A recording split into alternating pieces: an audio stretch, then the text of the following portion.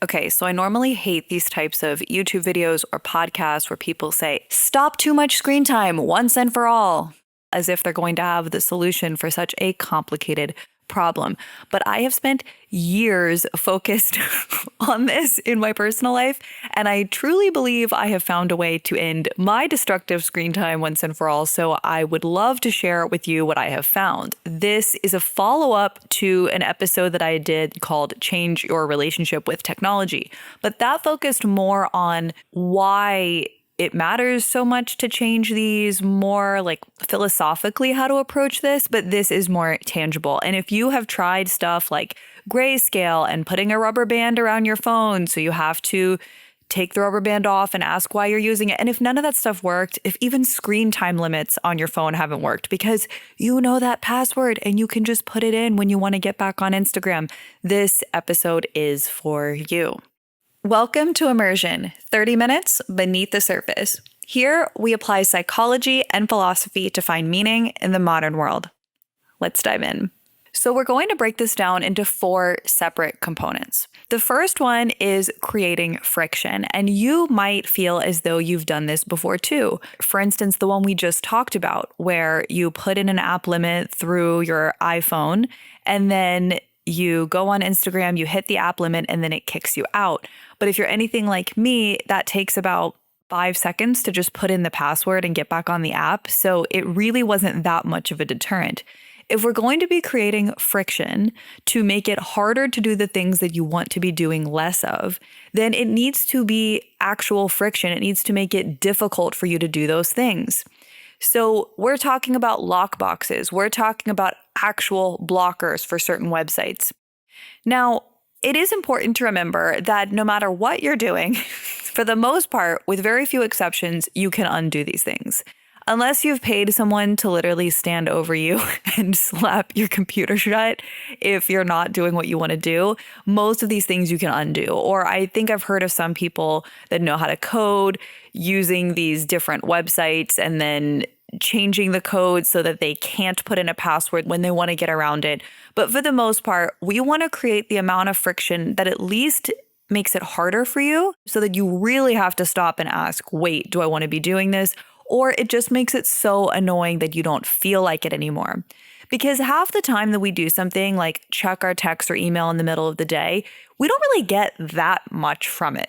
I mean, how often do you check your text or email and you get something so amazing that the little dopamine spike was just totally worth it? Probably like 1% of the time or less, compared to the 99% of the time where you just interrupted your flow, you feel a little bit worse about yourself because you're not keeping any kind of structure that helps your life feel streamlined for what matters to you. The ones that have been helping me the most is getting actual blockers for certain websites on my computer. There are different apps like Jomo.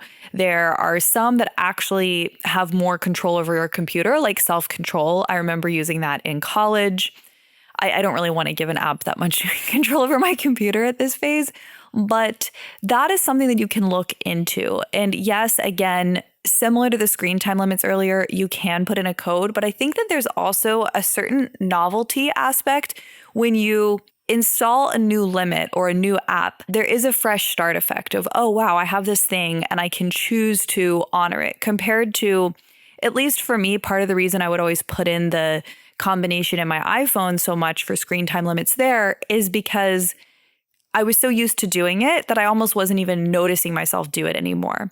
So when you get a different app, there's a chance that it could help you start fresh. But also, I think that there's one extra layer they have on the certain website. You know, do you really want to be here right now? And you have to actually like open the app and change the settings versus, again, just typing in 4 quick numbers in your phone. So I do find it a little bit different. Another thing I'm doing is I got a flip phone. So excited about it. And it is going to be my personal phone. And then I'm going to keep my iPhone for work purposes and necessary apps. There are so many great other videos out there that helped inspire me to do this. A lot of people will permanently just go to a, quote, dumb phone. But I think that it can be really difficult when there's a lot of apps these days that make it feel pretty necessary to have a smartphone. Of course, there's ways around it, but it was going to be such a pain for me personally that I decided that if my smartphone is so unappealing that I don't feel like using it very much, using it for a necessary app like Brivo Pass to get into a place that I have access to, like it's a key, that's not an addictive app. If Instagram is not on it, if Reddit is not on it, YouTube is not on it, if I don't even have email or Safari on it. There are ways to take Safari off or at least hide it. So I can't even just go down different rabbit holes on my phone. My phone is boring. I don't get news alerts. I get no notifications. It is simply right now a tool for what it was intended for.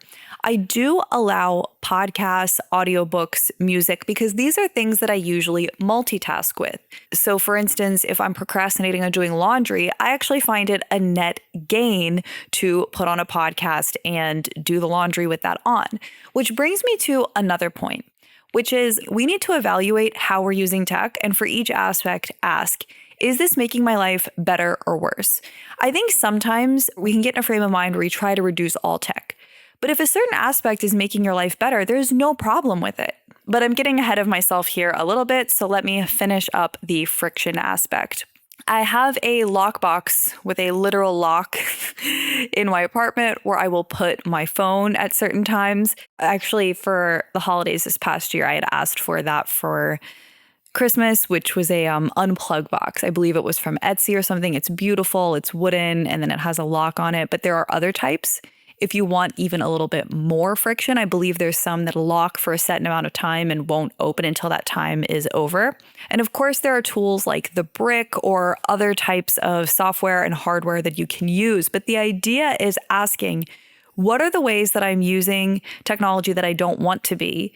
And then how can I create friction? This is a behavior change 101 principle of just making things harder that you don't want to be doing. And then, of course, for habits we want to add, we can make them easier. But that would be for things like adding exercise. But right now, we are focusing on screen time. So we'll keep going. Another thing that I am doing, guidelines. We want to reduce decision fatigue. You've probably heard of decision fatigue in the context of having certain clothes like a work wardrobe, so you don't have to think so much about what am I going to wear today.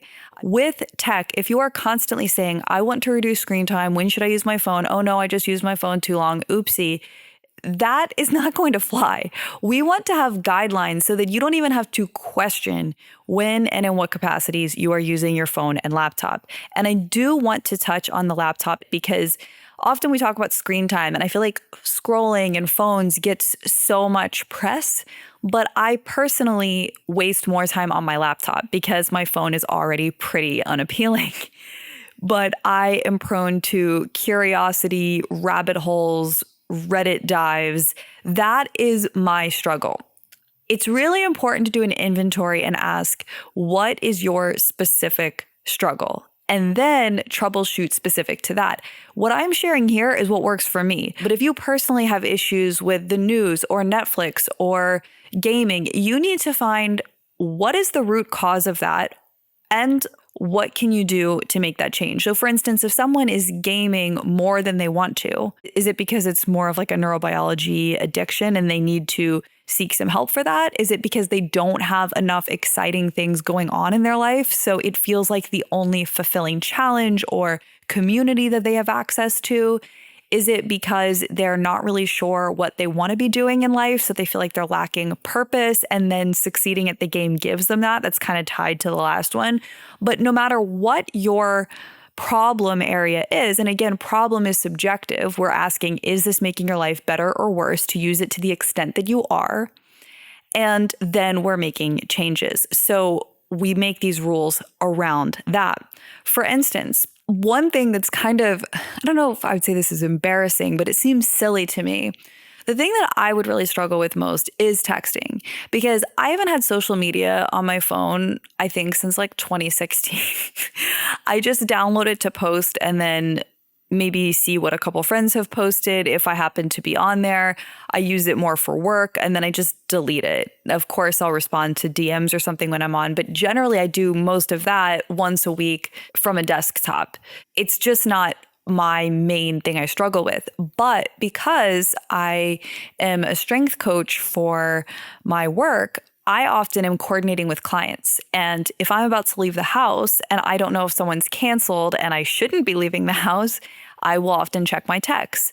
Or I go to check my texts and 3 clients have texted me, one about food, one about changing their appointment time for next week. I could go on here, but the point is that due to my work, I started checking texts a lot, but then that created a situation where I would often respond to friends or family faster. And while I wasn't on Instagram or WhatsApp or checking email all the time, I was texting regularly. And if I looked at my screen time, it was kind of shocking how much of the day I spent texting. And so I think this shows that no matter how many holes you plug in your plan, there can always be more in unexpected areas. Almost everyone assumes that it's just social media scrolling that people are doing, but there are so many ways we can get lost in our devices. And so to bring this back to creating guidelines, something that I am playing with is having windows where I check my texts. 8, 12, 4, 8, and also before I leave the house, just because it's functional for my job. Although I might have to work with telling clients to call me instead of texting to cancel, and then that would even eliminate that. So again, back to that troubleshooting and finding what works for our unique situation, our job, our family situation, etc. For instance, I know people that are parents who will set the school or certain places to be able to bypass do not disturb, but they know they'll get the calls that they need. Or even if it's just any call can get through, but no text get through during do not disturb. There's a lot of different options for these settings. And it can take some time and trial and error to find the systems or guidelines that work for us.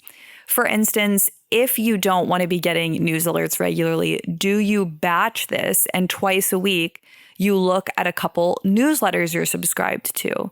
For email, do you have a certain time a day that you check it? Or for your work, do you have to be on email more often? And what's the amount of time that is needed, just so you're not checking randomly all day and never getting into deep work? And of course, I do want to give a shout out and a thank you to Cal Newport and all of his work, which is always an inspiration for this. But I'll talk a little bit later in the episode about an area he specifically inspired later on. I recommend for the guidelines to have as few as possible. If you have 10 different ones, it's too much to keep up with. So for instance, I'll read you mine right now. Having certain times that I check it that works for my personal life and work. Having a system for when I check email and news. So those are in designated blocks. After 6 p.m., there are no rules because I think it's a little bit tough to say, oh, I'm never going to do anything fun, like go on a Reddit rabbit hole or watch some Netflix. It's just too restrictive. But during the workday, I don't want to be doing those things. And it doesn't mean that I have to be productive all day, but a break might be something like having lunch with a friend or getting a workout in or things that I find more fulfilling. Because I personally feel like as soon as I sort of start to lose the day to something, like I can be really distracted and lose hours to the internet sometimes. And so I find it easier to have very clear guidelines. Gretchen Rubin has a great article on this that I will link down below about moderators and abstainers. A lot of times people think that everyone should just be able to practice moderation. Just enjoy a little bit of that thing that you're trying to reduce, because otherwise, if you're too strict with yourself, you're going to binge later. But I love her work on this that says that that's not the case for everyone. For some people, really clear guidelines is what works for them.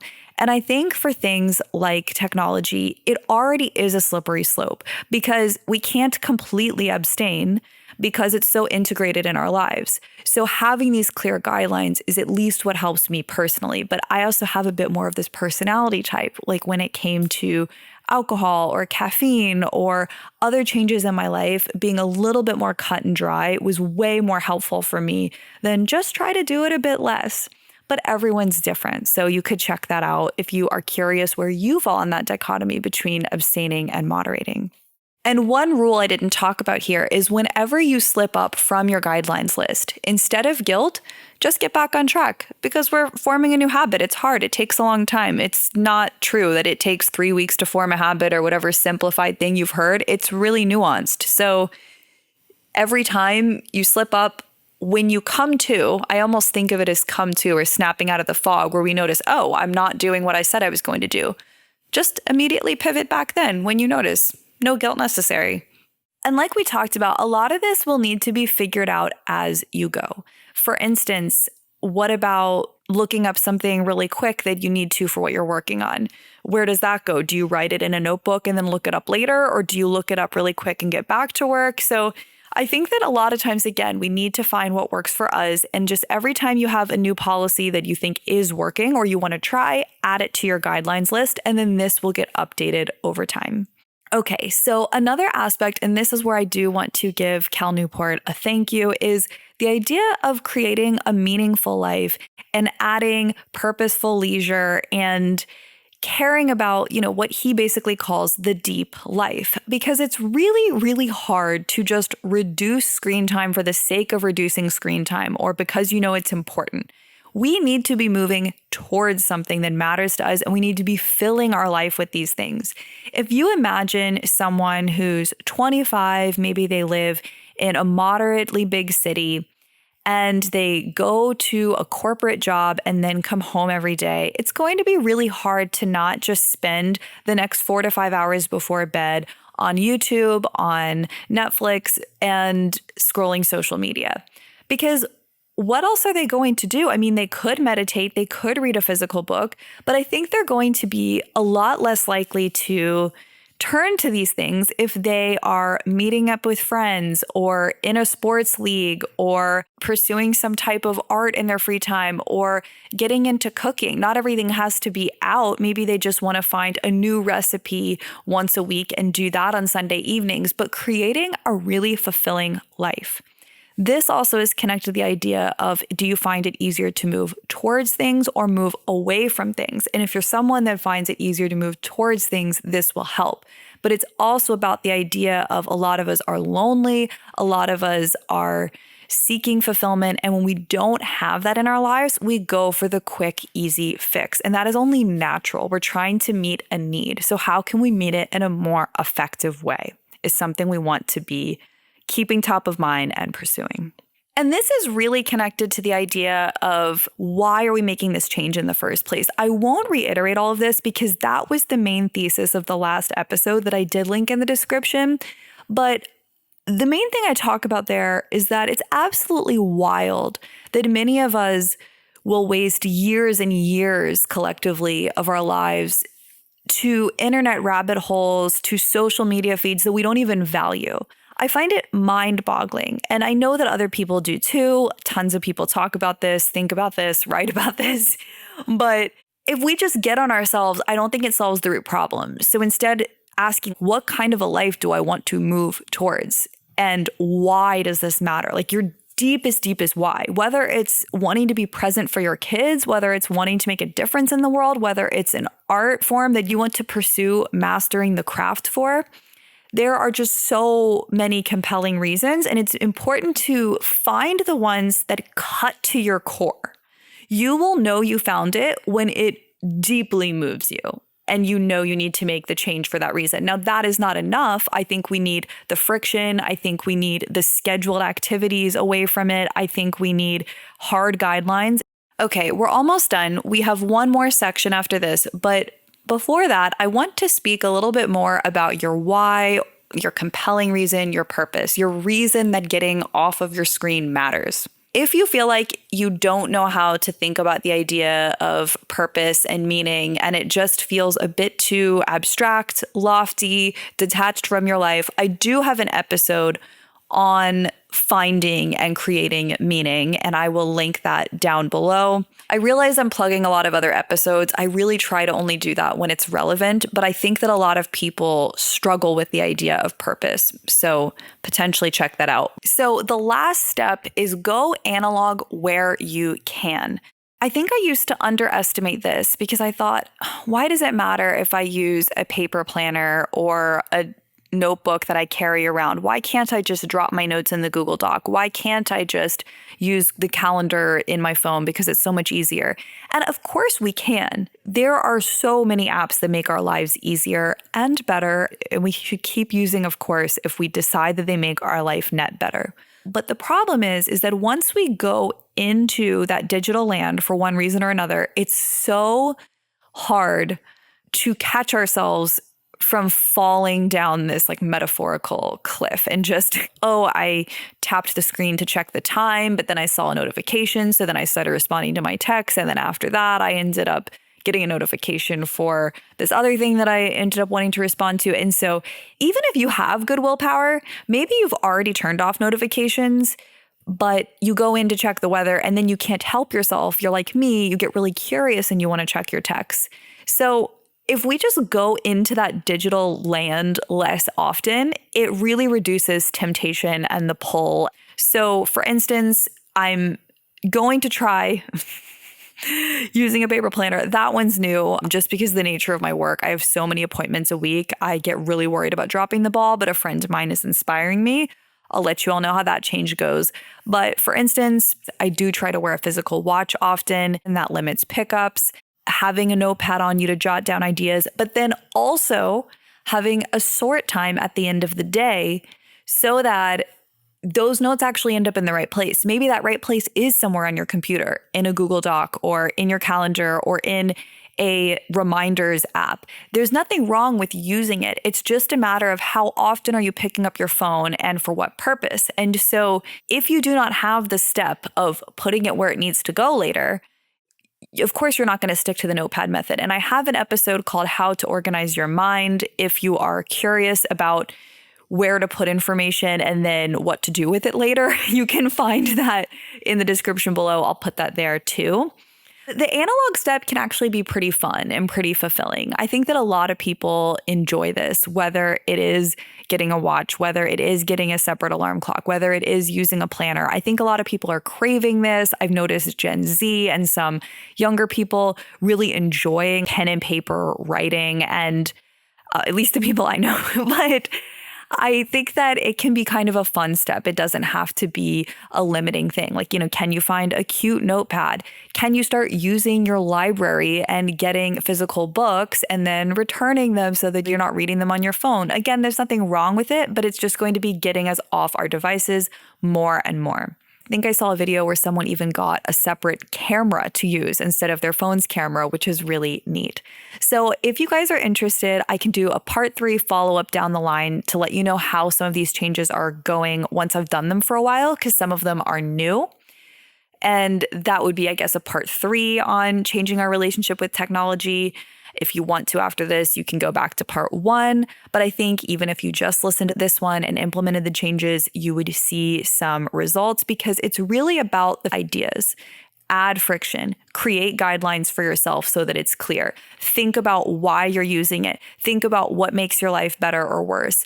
Add things to make your life fulfilling outside of it, and go analog where you can. These things are more theoretical, but I know you can apply them to your life in the way that works for you. And it is so difficult because technology is integrated into so many aspects of our lives. If any of this sounds like I'm extremely disciplined, I actually think that I do all of these things because it feels like the opposite. I really struggle with them. So I feel like I have to almost try twice as hard as some other people. But no matter where we're starting from, we can always change. I truly believe that, and that's why I do this. And I'd love to hear from you. You can either comment on YouTube, or if you want to connect a little more directly and share your thoughts as a voicemail, we have a SpeakPipe account. I will link it in the description. And if you're watching, I'm actually going to show you the screen here that shows how it works. You just go to that website, and there is a link or button in the middle of the page that you can click. And then it gives you an option to record a little message just straight from your computer. And then you can listen back, make sure you feel good with it, and then submit, and it goes right to my email inbox. If it seems like a good fit to play on a future episode, we will work it in there. But either way, I'd love to hear from you. I know there's a lot of curious people out there that are looking to grow as well, and I'm just looking forward to hearing from you too. Oh, last housekeeping thing. I said last week that this week was going to be on emotions and how happiness is not the opposite of sadness. It's something a little bit more nuanced than that. But full disclosure, I am actually going through a breakup with someone that I've been with for a very, very long time. They're very special to me still. They're a great person. There were just compatibility issues, and it was a little hard to do an episode on emotions when I was so in my own emotions. I might do that episode down the line, but also after a 10-part series on positive psychology, I don't know, I was ready to talk about other things. And through this life transition change, I've been thinking about things I was neglecting during that time. Nothing to do with that partner. They were extremely supportive. I just think often when we're in a relationship, sometimes we don't pick our head up and ask, like, what are the areas of my life I want to change? And of course, people can at any point, but at natural transitions, I think we do it a bit more, which led me to some changes such as this technology one. So I'll also let you know how the flip phone goes, separating work and personal, and speak with you soon. Thanks for being here.